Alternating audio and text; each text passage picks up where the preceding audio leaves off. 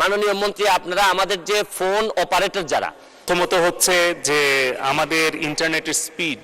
Barrister Suman কাউকে বাদ দিচ্ছে না, এবার মোবাইলের এমবির জন্য জুনাইদ আহমেদ পলককেও সে ধুয়ে দেয়। দর্শক শ্রোতা, সংসদ ভবনের মধ্যে কিন্তু জুনাইদ আহমেদ পলক এবং ব্যারিস্টার সুমনের একটা দাওয়া পাল্টা দেওয়া হয়। গাইস, তাদের দুইজনের বক্তব্যটাই কিন্তু আমি সম্পূর্ণ দেখাবো। গাইস, প্রথমে আমি দেখাচ্ছি যে ব্যারিস্টার সুমন কি বলে, তারপর কিন্তু জুনাইদ আহমেদ পলক তার পাল্টা জবাবে এবং জুনাইদ আহমেদ পলককে ব্যারিস্টার সুমন কিভাবে ধুয়ে দিচ্ছে এটা স্পষ্টভাবে ভিডিও শেষে দেখাবো। আগে এটা দেখে নিজে বিভিন্নভাবে কেটে নেয় এই অভিযোগগুলো আপনি জানেন। এইগুলা আমরা এন্ড ইউজার যারা, তারা গ্রাম ফোন কোম্পানির সাথে আমরা কুলায় উঠতে পারি। ৪২টি দেশের মধ্যে গত বছর ১২৬তম ছিলাম, এরপরে আমরা আরো ডেভেলপ করে ১১১তে সম্ভবত আসছি। তো এই স্পিড আমাদের ইন্টারনেটের জন্য সবচেয়ে বেশি প্রয়োজন।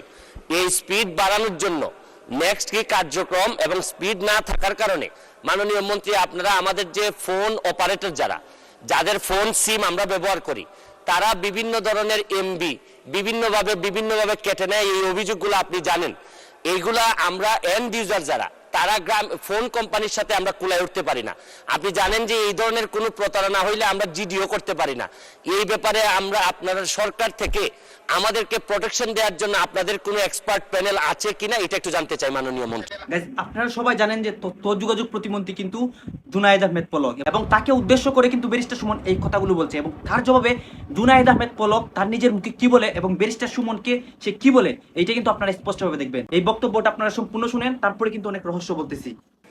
আমি আনন্দের সাথে বলতে পারি যে বাংলাদেশে ইন্টারনেটের যে ব্যয় মূল্য, এটি পৃথিবীর অন্যতম আর কি সস্তা দামে আমরা ইন্টারনেট কিনতে পারি, যার অবদান আমাদের মাননীয় প্রধানমন্ত্রী জননেত্রী শেখ হাসিনার এবং মাননীয় আইসিটি উপদেষ্টা সজীব ওয়াজেদ জয়ের।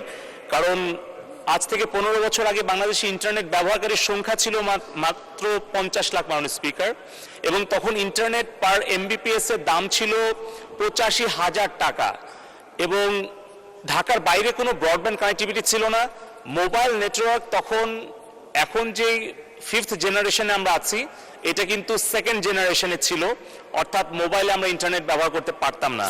সেইখান থেকে কিন্তু এখন ইন্টারনেট আমরা পার এমবিপিএস ৫০ টাকায় নামিয়ে আনতে পেরেছি, এবং বাংলাদেশি ইন্টারনেট ব্যবহারকারীর সংখ্যা ১৩ কোটিতে উন্নীত করতে পেরেছি, এবং ঢাকা থেকে বিভাগ, জেলা, উপজেলা হয়ে এখন ইউনিয়ন, এমনকি আপনি যদি প্রত্যন্ত চর কিংবা দ্বীপ কিংবা পাহাড় যেখানেই যান, বাংলাদেশের ৯৮% ভূখণ্ড এখন 4th জেনারেশন মোবাইল নেটওয়ার্ক আওতায় এসছে।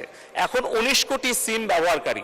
কিন্তু এই যে মোবাইল ফোনের যে বিপ্লব, ইন্টারনেট ব্যবহারের যে বিপ্লব, এটি কিন্তু সম্ভব হয়েছে মাননীয় প্রধানমন্ত্রী জননেত্রী শেখ হাসিনার দূরদর্শী নেতৃত্বের ফলে। ২০০৮ সালে যখন ডিজিটাল বাংলাদেশের ঘোষণা দেওয়া হয়, তখন কিন্তু এই মোবাইল ব্যবহারকারীর সংখ্যা, ইন্টারনেট ব্যবহারকারীর সংখ্যা অত্যন্ত নগণ্য ছিল।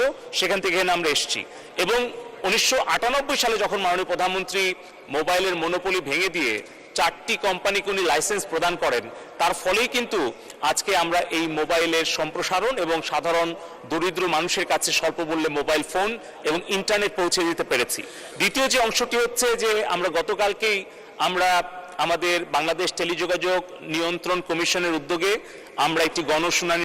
জুনাইদ আহমেদ পলক কিন্তু তার বক্তব্যের মধ্যে অনেক কিছুই বোঝাতে চেয়েছে, এবং ব্যারিস্টার সুমনের বক্তব্যের পাল্টা জবাবগুলো কিন্তু জুনাইদ আহমেদ পলক স্পষ্টভাবে দিয়েছে।